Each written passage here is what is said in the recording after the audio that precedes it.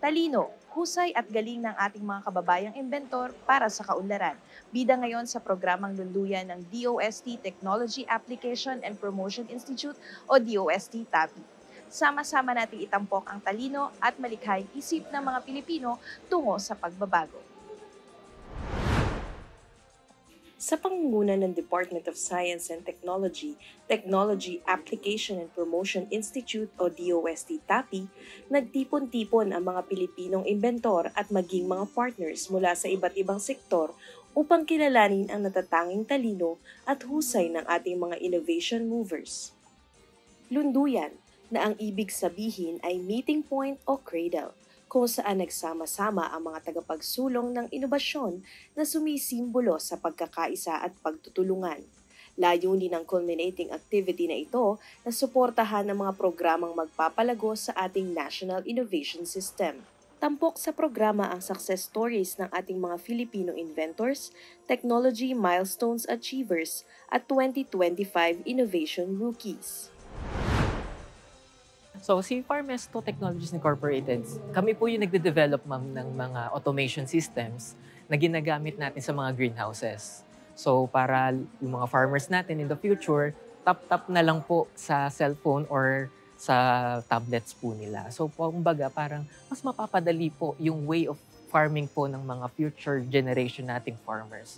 So, malaking tulong po ito, lalo na po sa ating mga farmers na they experience yung higpit at lupit ng ating environment. So with the protective cultivation, let's say nasa loob ng greenhouse, mas mapoprotektahan yung crops nila, and with the use of our technology, mas mapapadali naman yung kanilang labor. Kumbaga parang hindi na sila magmamanual-manual, ganun na lang po. Yung dinevelop po namin na automation system is ngayon po ay naka-installed sa isang demo farm sa Tagaytay City, sa Turbulent Greenhouse. So sila po yung aming ka-collaborative together with the DOST TAPI sa implementation and deployment po ng system po natin. So sila po yung unang nakaka-test kung gaano yung ka-effective yung atin pong system.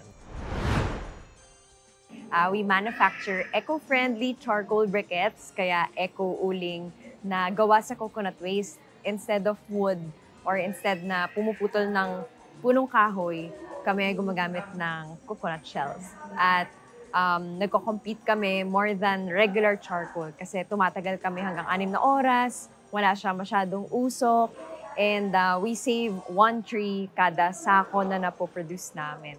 Sa pamamagitan ng empowerment ng DOST, nakakapag-deploy tayo ng technology sa rural farming communities, tapos binibili ito ni Eco-Uling, tapos kami yung further na bibriket o kaya nagmumold nito.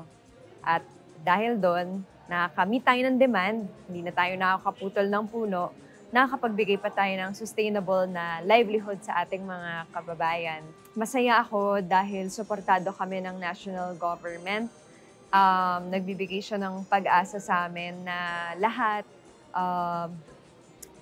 ay willing tumulong para sa sustainable na future, makapag-provide ng sustainable na livelihood. Ibig sabihin, walang namamatay sa paggawa ng uling. Pangalawa, hindi tayo puputol ng kagubatan para lang makaproduce ng uling. And third, it is a proof na gusto talaga natin i-restore yung environment. Seryoso tayo sa kalagayan ngayon ng kalikasan natin. Nakikita naman natin yung lakas ng bagyo. At the end of the day, ang naapektuhan yung mga nasa laylayan ng lipunan.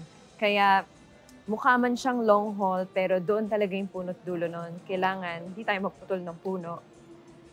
Malayo pa, pero malayo na. Kaya masaya kami sa grant namin with DOST at definitely simula pa lang to. Bukod sa awarding, masasaksihan din ang partnership sa pagitan ng DOST TAPI at ng AHG Lab kung saan kanilang ipinahayag ang lubos na pagsuporta sa mga programang ito. Sa pamamagitan ng ganitong event, nais ng DOST TAPI na mas mapalawig pa ang pagpapahalaga ng publiko sa kahusayan sa teknolohiya ng ating mga Filipino inventors. Muli, ako si Carmela Aguisanda, delivering science for the people, one DOST for you, solutions and opportunities for all.